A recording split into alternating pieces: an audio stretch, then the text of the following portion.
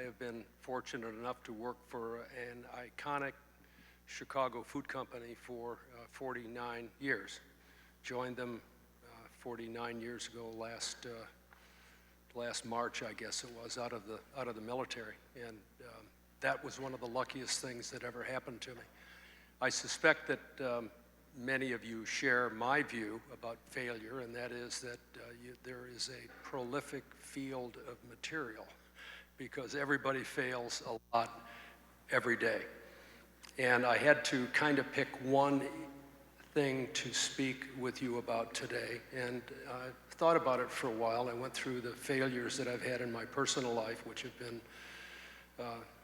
there have been several, and in my sort of hobby life, if you will, and there are lots there. And I thought that at the end of the day, it would be most important to tell you about the most significant failure that I had in my business life, because I think many of you who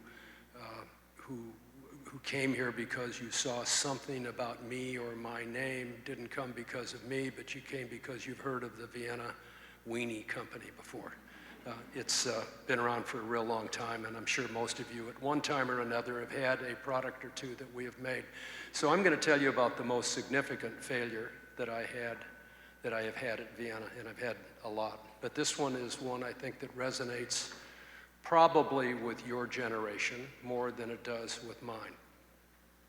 Management styles differ. Some people are very hands-on kinds of managers, and some people are kind of managed from a distance, and that has always been my modus operandi. I tend to take a lot of time in selecting an individual to work at my company with me, and then sort of give them general guidelines and get away from them, let them do what they want to do. In the 1970s, for reasons that I won't bore you with, Vienna became a distributor of food products. At the peak of this, about 70% of our revenues came from things that we manufactured in our factory here in Chicago, and 30% came from products that we bought from other companies. We bought, for example, turkey and ham and pickles and mustard, and they put the Vienna name on it.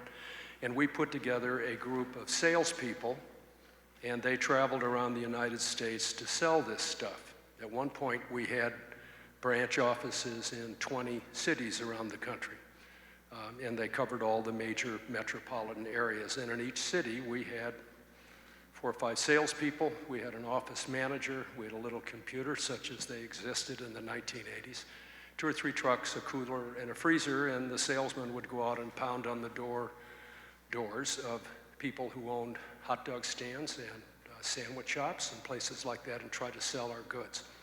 We had 30 salesmen in Chicago, and then we had a group of folks who traveled around the country, and they called on distributors in marketplaces where we did not have branch offices.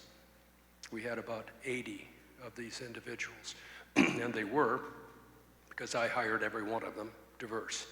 We had people from every walk of life. We had people from, I think, most religions and most non-religions.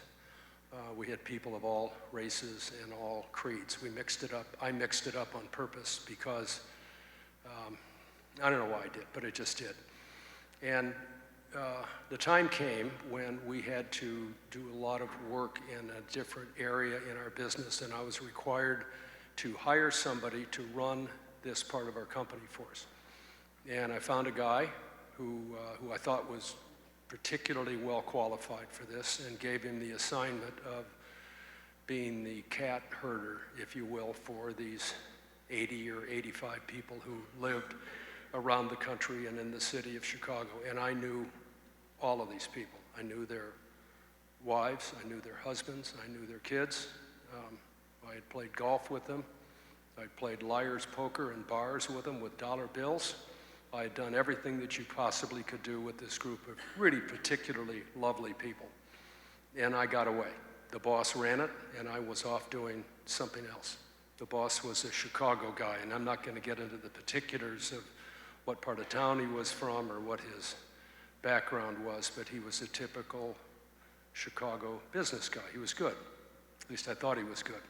got away from it for about 2 or 3 years, and I started to hear some rumblings and complaints about management style that he had.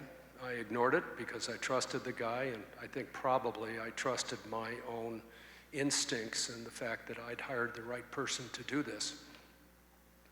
And then about a year later, I got a severe complaint from someone who was a dear friend, and so I pulled some personnel records out, and in fact, it was very clear that this individual had been giving dramatic preference to men, to white men, and particularly to white men who belonged to his church. And that means that if you were African American, or you were Jewish, or you were an atheist, or agnostic, or if you were gay, or if you were anything other than what was under this one column on the left-hand side, you were at the bottom of the totem pole. You didn't get any raises, you didn't get any promotions, you didn't get any bonuses, and your life was miserable. And this was a group of people I adored. And I think they loved me so much they were afraid to come to me and tell me. And when it finally came to my attention, it was too late to fix it. I couldn't save the guy who I'd hired to do this.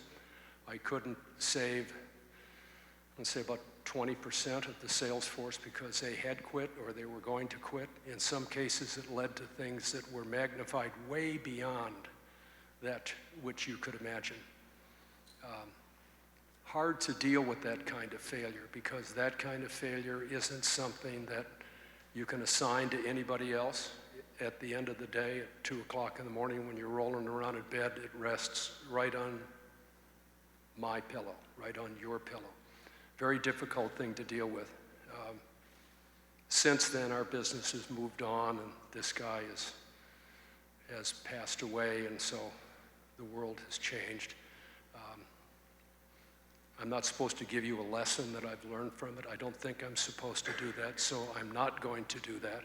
I very much appreciate your coming and listening to me. I have no idea why you would be interested in what I have to say about failure, but I'm glad that you are. Thank you for coming, and I will be around later on if anybody wants to ask me how we make hot dogs or how we make Polish sausage. Be happy to answer your questions. Thank you all very much.